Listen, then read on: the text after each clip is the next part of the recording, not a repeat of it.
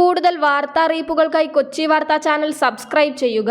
രണ്ടാം മോദി സർക്കാരിലെ കേരളീയരായ 2 കേന്ദ്രമന്ത്രിമാരാണ് വി മുരളീധരനും രാജീവ് ചന്ദ്രശേഖറും. കേരളത്തിൽ നിന്ന് ഇതുവരെ ലോക്സഭയിലേക്കും രാജ്യസഭയിലേക്കും ഒരംഗത്തെ പോലും ജയിപ്പിക്കുവാൻ കഴിഞ്ഞിട്ടില്ലാത്ത ബി.ജെ.പി. മറ്റ് സംസ്ഥാനങ്ങളിലെ രാജ്യസഭാ സ്ഥാനാർത്ഥികളാക്കി വിജയിപ്പിച്ചാണ് മുരളീധരനെയും രാജീവ് ചന്ദ്രശേഖറിനെയും കേന്ദ്രമന്ത്രിമാരാക്കിയത്. ഇങ്ങനെ രണ്ടുപേരെയും കേന്ദ്രമന്ത്രിസഭയിൽ അംഗങ്ങളാക്കിയത് മലയാളികൾക്ക് കേന്ദ്രമന്ത്രിസഭയിൽ പ്രാതിനിധ്യം ഉറപ്പാക്കുവാൻ മാത്രമല്ല, കേരളത്തിൽ ബി.ജെ.പിയുടെ സംഘടനാ സംവിധാനം ശക്തിപ്പെടുത്തുക, കേരളത്തിൽ ബി.ജെ.പിക്ക് എല്ലായിടത്തും വേരോട്ടം ഉണ്ടാക്കുക, ലോക്സഭയിലേക്ക് 4-5 എം.പിമാരെയെങ്കിലും വിജയിപ്പിക്കുന്ന സാഹചര്യമൊരുക്കുക തുടങ്ങിയ ലക്ഷ്യങ്ങളോടെയായിരുന്നു. മഹാരാഷ്ട്രയിൽ നിന്ന് വി മുരളീധരനെയും കർണാടകയിൽ നിന്ന് രാജീവ് ചന്ദ്രശേഖറിനെയും കേന്ദ്ര മന്ത്രിസഭയിലെത്തിച്ചപ്പോൾ 2024 കേരളത്തിലെ ലോക്സഭാ സീറ്റുകളിൽ വിജയിച്ച് 3-ാം മോദി മന്ത്രിസഭയിൽ അംഗങ്ങളുണ്ടാക്കുവാനുള്ള അടിത്തറ കേരളത്തിൽ രൂപപ്പെടുത്താമെന്നായിരുന്നു ബി.ജെ.പി. കേന്ദ്ര നേതൃത്വത്തിന്റെ പ്രതീക്ഷ.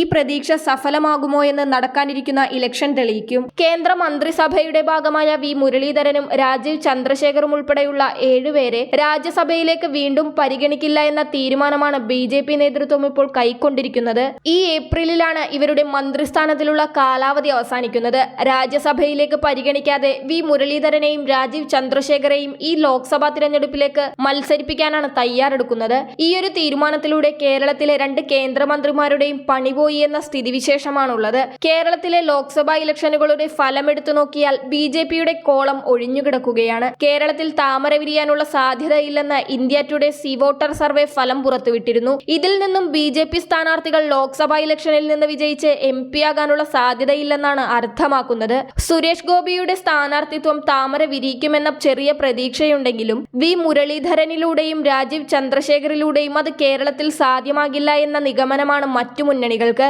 വി മുരളീധരന്റെ കേന്ദ്ര സഹമന്ത്രി സ്ഥാനത്തിലൂടെ കേരളത്തിനു വേണ്ടിയൊന്നും ചെയ്തിട്ടില്ലെന്ന മുറവിളികളും ശക്തമാകുമ്പോൾ കേന്ദ്രമന്ത്രി സ്ഥാനം പോകുന്നതിലൂടെ വി മുരളീധരന്റെ പ്രൗഢിയും അഴിഞ്ഞു വീഴുന്നതിന് കേരളം സാക്ഷ്യം വഹിക്കുകയായിരിക്കും. വി മുരളീധരന്റെ അത്ര പ്രതിഷേധങ്ങൾ കേന്ദ്ര ഐ.ടി. മന്ത്രി രാജീവ് ചന്ദ്രശേഖറിനില്ലെങ്കിലും ഇവിടെയും സ്ഥിതി അത് തന്നെ. 2 കേന്ദ്രമന്ത്രിമാരുടെയും ഇപ്പോഴത്തെ അവസ്ഥ ഒരു പഴഞ്ചൊല്ലുകൊണ്ട് ഉപമിക്കാനാകും. ഉത്തരത്തിലിരിക്കുന്നത് കിട്ടിയുമില്ല, കക്ഷത്തിലിരിക്കുന്നത് പോകുകയും ചെയ്തു. വി മുരളീധരൻ ആറ്റിങ്ങലിൽ നിന്ന് ലോക്സഭയിലേക്ക് മത്സരിക്കുമെന്നാണ് അറിയിപ്പുകൾ വരുന്നത്. തിരുവനന്തപുരത്ത് കോൺഗ്രസ് എം.പി. ശശി തരൂരിനെ നേരിടാൻ കേന്ദ്ര ഐ.ടി. മന്ത്രി രാജീവ് ചന്ദ്രശേഖറിനെ ഇറക്കുമെന്നും അറിയിപ്പുണ്ട്. എന്തായാലും കേന്ദ്രമന്ത്രി സ്ഥാനമായിരുന്നു ഇരുവർക്കും സുരക്ഷിതം. കാരണം വിജയസാധ്യത ഒട്ടുമില്ല എന്ന സർവേ ഫലങ്ങൾ പറയുമ്പോൾ ഇരു കേന്ദ്രമന്ത്രിമാരും ഇനി കേന്ദ്രമന്ത്രിയിൽ നിന്ന് സാധാരണ ഒരു ബി.ജെ.പി. നേതാവായി ഇനിയുള്ള കാലം കേരളത്തിൽ കഴിയേണ്ടി വരുമെന്നാണ് നിഗമനം. അങ്ങനെ സംഭവിച്ചാൽ അതവർ രണ്ടുപേരുടെയും പിടിപ്പുകേട് തന്നെയായിരിക്കും. തൃശൂരിൽ സുരേഷ് ഗോപി തോറ്റെങ്കിലും അദ്ദേഹം തൃശൂർ മണ്ഡലത്തിൽ തന്നെ കേന്ദ്രീകരിച്ച് പ്രവർത്തനം തുടരുകയും